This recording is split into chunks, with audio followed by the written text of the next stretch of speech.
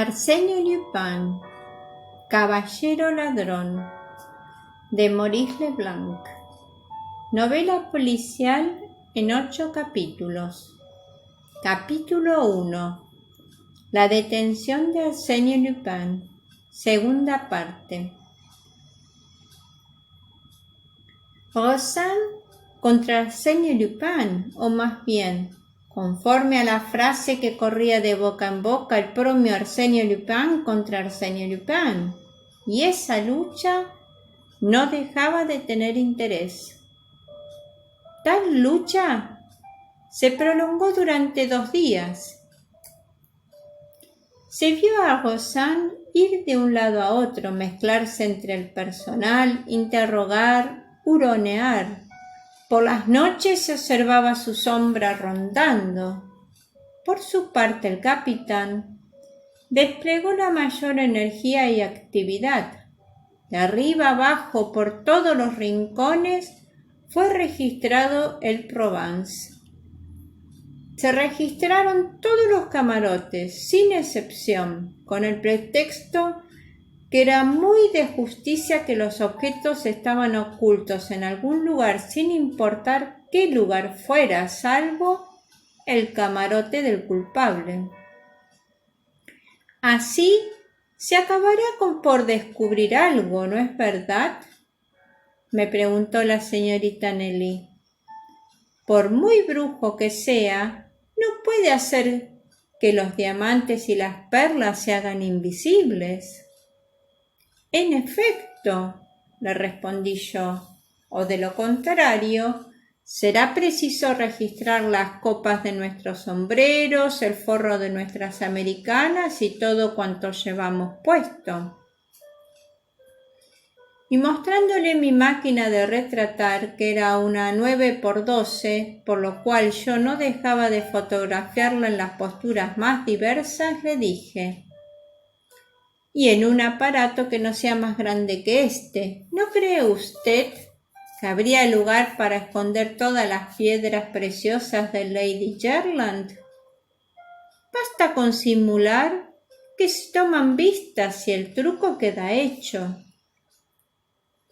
Sin embargo, yo he oído decir que no existe ladrón alguno que no deje detrás de él alguna huella. Sí hay uno: Arsène Lupin. ¿Por qué? ¿Por qué? Porque él no piensa solamente en el robo que realiza, sino también en todas las circunstancias que podrían denunciarle. Al principio usted se mostraba más confiado, pero luego yo le he visto en acción. Entonces, según usted, según yo, perdemos el tiempo. Y en realidad las investigaciones no daban resultado alguno, o cuanto menos el resultado que dieron no correspondió al esfuerzo general. Al capitán le robaron su reloj. Furioso, el capitán redobló su ardor en las investigaciones y vigiló aún más de cerca a Roxane, con el cual ya había celebrado varias entrevistas. A la mañana siguiente, por una graciosa ironía, el reloj desaparecido fue encontrado entre los cuellos postizos del capitán de segunda clase. Todo ello tenía un cierto aire de prodigio y denunciaba bien a las claras el estilo humorístico de Arsène Lupin, el ladrón, es verdad, pero también diletante. Aquel trabajaba por gusto y por vocación, cierto es, pero al dar por divertirse. Daba la impresión del caballero que se divierte con la obra que tiene que representar y que desde entre bastidores se ríe a mandíbula batiente por sus propios rasgos de ingenio y de las situaciones que él ha imaginado. Decididamente se trataba de un artista en su género, y cuando yo observaba a Roxane, sombrío y obstinado, meditaba en el doble papel que ese curioso personaje estaba sin duda representando. No podía hablar de él sin una cierta admiración. Mas la antepenúltima noche, el oficial de guardia oyó lamentos que provenían del lugar más oscuro del puente. Se acercó y allí había tendido en el suelo un hombretón con la cabeza envuelta en un manto gris, muy tupido, con los puños amarrados con la ayuda de una delgada cuerda. El hombre fue liberado de sus ligaduras. Le ayudaron a incorporarse y le fueron prodigados los oportunos cuidados. Ese hombre era Roxane. Era Roxane, que había sido asaltado en el curso de sus expediciones, derribado a tierra y despojado del dinero que llevaba encima. Una tarjeta de visita, sujeta a su americana con un alfiler, contenía estas palabras: Arsenio Lupin acepta con agradecimiento los 10.000 francos del señor Roxane. Pero en realidad, la cartera robada contenía 20.000 billetes de a 1.000. Naturalmente, se acusó al desventurado de haber simulado ese ataque contra sí mismo, mas, aparte que le hubiera sido imposible el amarrarse en forma que él lo estaba, quedó comprobado que la escritura de la tarjeta era completamente distinta de la escritura de Roxane y se parecía, por el contrario, extraordinariamente a la de Arsenio Lupin, conforme aparecida y reproducida en un viejo periódico encontrado a bordo. Así pues, Roxane no era en absoluto Arsenio Lupin. Roxane era Roxane, hijo de un negociante de Burdeos, y la presencia de Arsenio Lupin se confirmaba una vez más, y mediante qué acto de temeridad. Aquello fue del terror. Ya nadie se atrevía a permanecer a solas en su camarote, y mucho menos a aventurarse sin compañía por los lugares del barco demasiado alejados. Prudentemente los pasajeros se agrupaban unos con otros, y aun así, por un impulso instintivo, cada cual desconfiaba hasta de los más íntimos. Y es que la amenaza no provenía de un individuo aislado y por ellos mismos menos peligroso. Ahora, Arsenio Lupin era todo el mundo. Nuestra imaginación sobreexcitada le atribuía un poder milagroso e ilimitado. Se le suponía capaz de adoptar los disfraces más inesperados, de ser unas veces el comandante Rawson, otras el marqués de Raverdan, o incluso, pues, nadie se limitaba ya a la acusadora inicial del nombre, tal o cual persona conocida de todos y que venía acompañada de su esposa, de niños y de criados. Los primeros despachos radiotelegráficos no trajeron duda ni ninguna novedad. Cuando menos el capitán no nos los comunicó y semejante silencio no era propicio a darnos la tranquilidad. Por lo tanto, el último día de viaje nos pareció interminable. Vivíamos en la ansiosa espera que ocurriese una desgracia. Esta vez ya no sería un robo, no sería ya una simple agresión, sino que sería un crimen, un asesinato. No admitíamos que Arsenio Lupin se limitara a 2 robos insignificantes. Dueño absoluto del navío, con las autoridades de aquel reducidas a la impotencia, no tenía más que desear una cosa para realizarla, pues todo le estaba permitido y disponía de los bienes y de las vidas de a bordo. Confieso que aquellas eran para mí unas horas deliciosas, pues me valieron que conquistara la confianza de la señorita Nelly.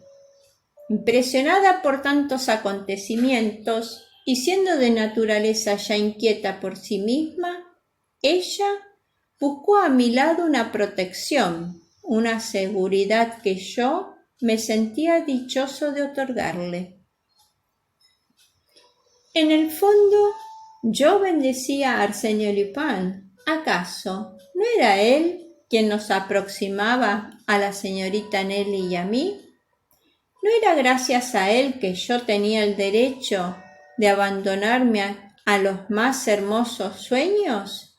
Sueños de amor y sueños menos quiméricos. ¿Por qué no confesarlo?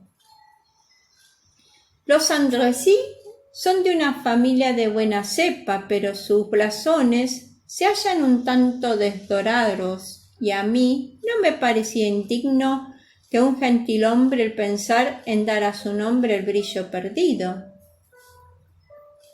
Y estos sueños, yo lo presentía, no ofuscaban en absoluto a Nelly. Sus ojos sonrientes me autorizaban a tenerlos. La dulzura de su voz me decía que esperase. Y hasta último momento, acordados sobre la baranda, permanecíamos el uno junto al otro, mientras la línea de las costas americanas desfilaba ante nosotros. Las investigaciones habían sido interrumpidas. Había un compás de espera. Desde las clases de primera hasta las del entrepuente, donde hormigueaban los emigrantes, se esperaba el momento supremo en que al fin se explicaría el enigma insoluble. ¿Quién era Arsenio Lupin?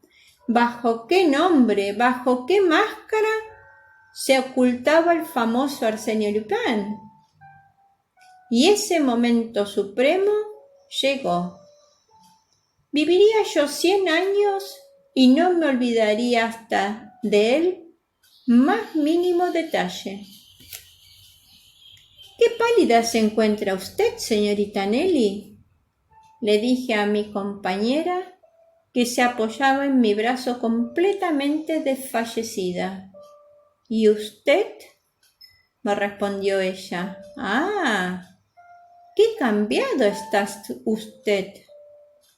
Imagínese, este momento es apasionante y yo me siento tan feliz de vivirlo junto a usted, señorita Nelly. Tal vez parece que el recuerdo de usted se hará más profundo». Pero ella no escuchaba. Estaba palpitante y febril. La pasarela fue bajada. Pero antes de que quedáramos en libertad de cruzarla, un grupo de personas subió a bordo. Eran aduaneros, hombres de uniforme, personal de correos. La señorita Nelly balbuceó. «Ahora descubrirán que Arsenio Lupin se ha escapado durante la travesía y a mí no me sorprendería. Quizá prefirió la muerte a la deshonra y se arrojó al Atlántico antes de ser detenido». «No se ría usted», dijo ella ruborizada.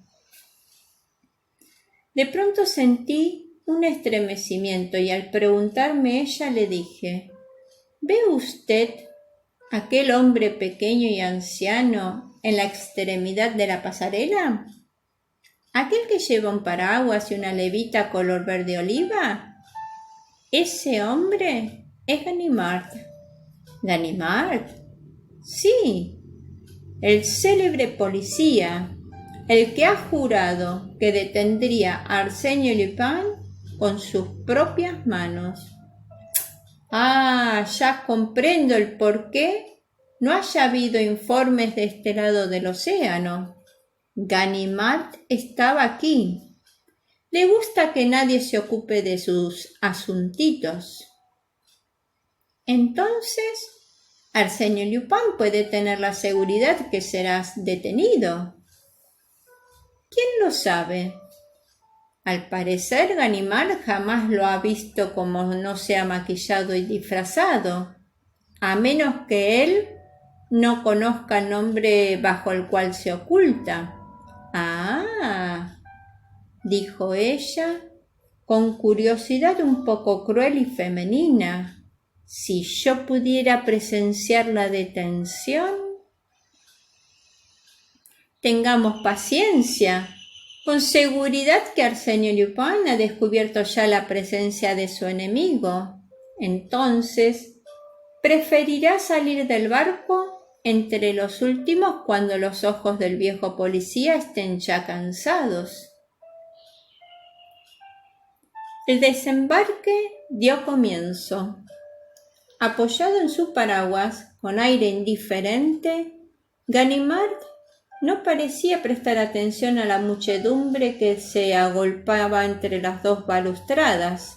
Yo observé que un oficial de a bordo, colocado detrás de él, le daba informes de cuando en cuando. El marqués de Raverdan, el comandante Rawson, el italiano Rivolta, fueron desfilando y otros y muchos otros. Entonces observé a Roxane, que se acercaba. Pobre Roxane, no parecía repuesto todavía de sus desventuras. Quizás sea él, a pesar de todo, me dijo la señorita Nelly. ¿Qué cree usted? Yo pienso que sería en extremo interesante el conservar en una misma fotografía a Roxane y a Ganimard. Tome usted mi máquina, puesto que estoy demasiado cargado de cosas. Se la di, pero era ya demasiado tarde para que pudiera servirse de ella. Roxane pasaba ya.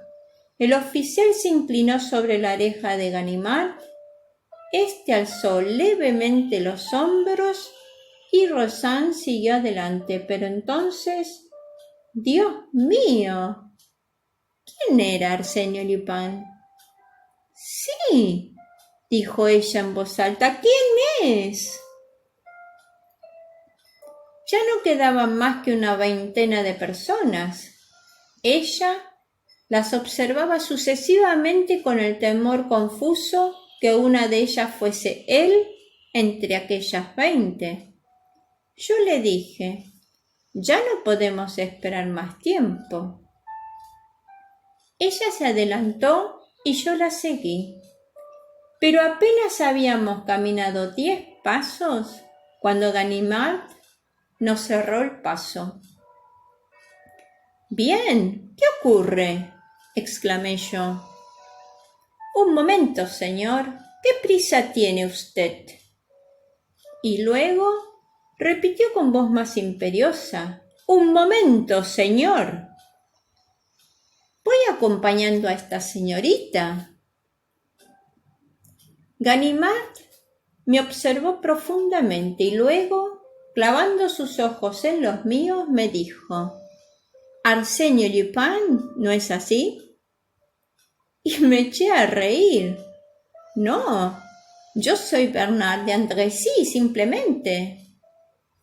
«Bernard de Andrécy ha muerto hace 3 años en Macedonia». «Si Bernard de Andrécy hubiese muerto, yo ya no estaría en este mundo. Y ese no es el caso. He aquí mis documentos». «Estos son sus documentos. Pero, ¿cómo es que usted los tiene en su poder?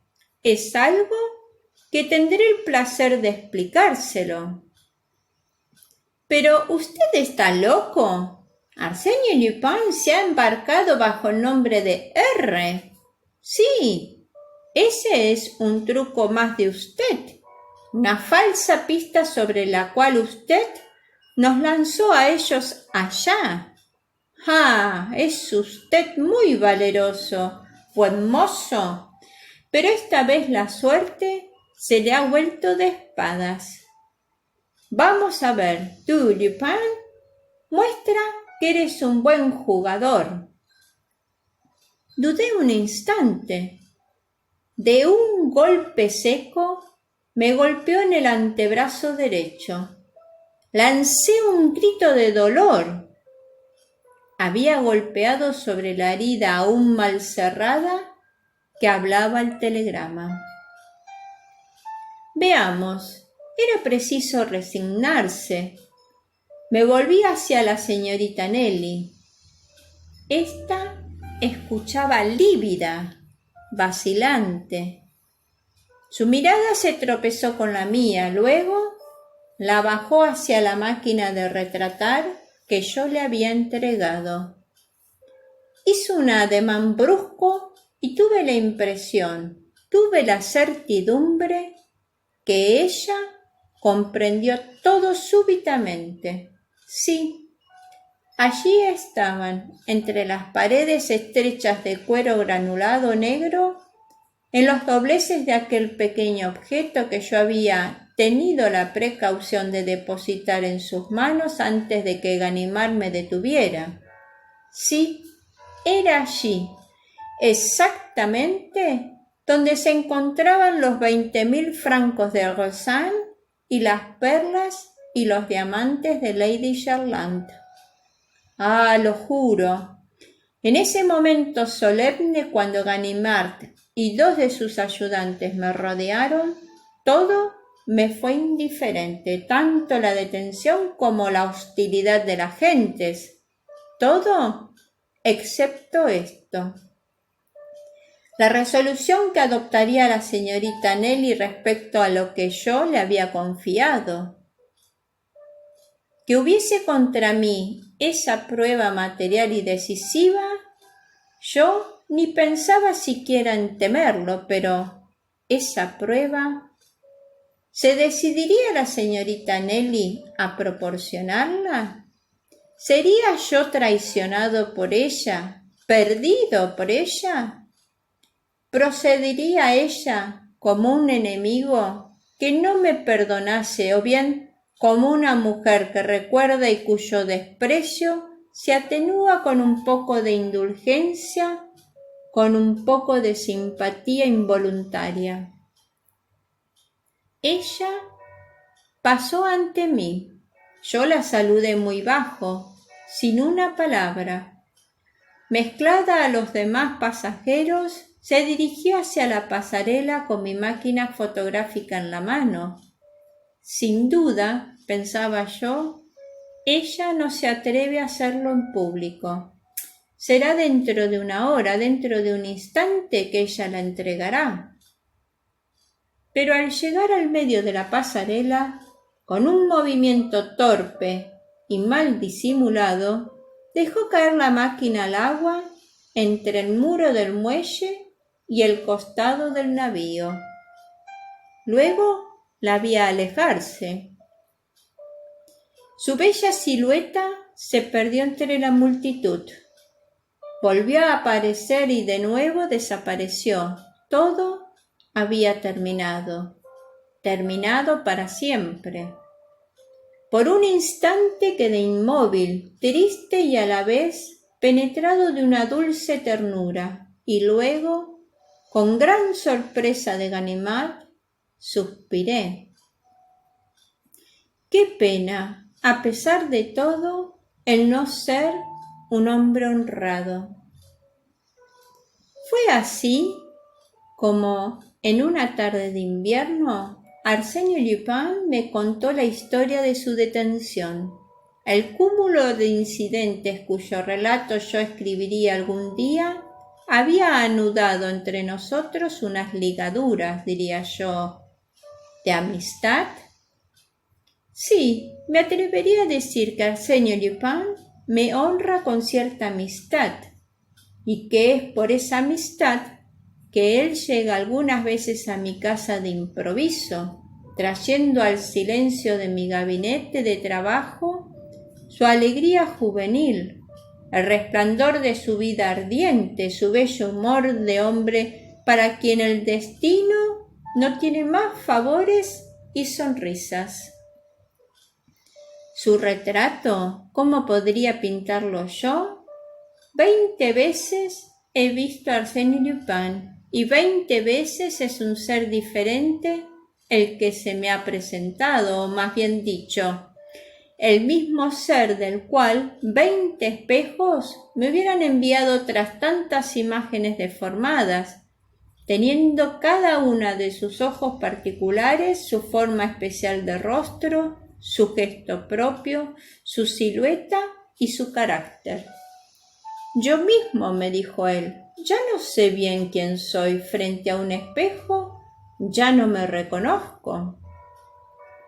Humor, ciertamente, y paradoja, pero a la vez una verdad con respecto a aquellos que se tropiezan con él y que ignoran sus recursos infinitos, su paciencia, su arte para maquillarse, su prodigiosa facultad para transformar hasta las proporciones de su rostro y de alterar incluso la relación existente entre sus rasgos. ¿Por qué, dice él también, habría de tener yo una apariencia definida? ¿Por qué no evitar ese peligro de una personalidad siempre idéntica? Mis actos me designan suficientemente. Y con un poquito de orgullo precisa, tanto mejor si no pueden decir jamás con entera certidumbre, he aquí a Arsenio Lupin. Lo esencial es que digan sin temor a equivocarse, Arsenio Lupin ha hecho esto o aquello. ¿Son algunos de sus actos, algunas de sus aventuras, los que yo trato de reconstruir conforme a las confidencias de las cuales tuvo la generosidad de hacerme partícipe? En ciertas tardes de invierno, en el silencio de mi gabinete de trabajo. El capítulo narrado se ha terminado y por la chimenea se va tras los tejados. Fifi la Cuentacuentos agradece tu escucha. Confía en que este capítulo haya sido de tu agrado. Te invita a suscribirse a su canal para que cada domingo de sus estrenos puedas disfrutar.